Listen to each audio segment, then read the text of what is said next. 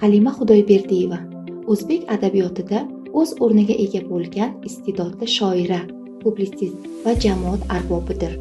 U 1947-yilda tug'ilgan bo'lib, o'z ijodi orqali ayol qalbi, vatan muhabbati, inson qadri va milliy ruhni yuksak mahorat bilan kuylagan.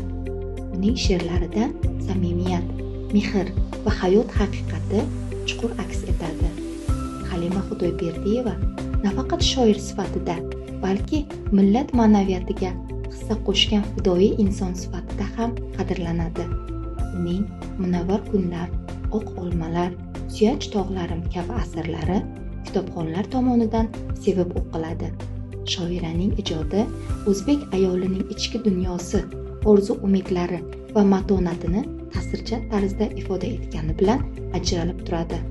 Uning she'rlarida vatanga muhabbat, ona timsoli va inson qadri doim ustuvor mavzu bo'lib kelgan. Halima Xudoyberdiyeva o'zbek adabiyoti rivojiga qo'shgan ulkan hissasi uchun turli davlat mukofotlari bilan taqdirlangan. Uning ijodi bugun ham kutubxonlarga ilhom bag'ishlab kelmoqda. She'r qalbning ovozi degan fikr Halima Xudoyberdiyeva ijodiga juda mos keladi. Chunki uning har bir misrasida inson qalbi, mehr va hayot nafasi sezilib turadi.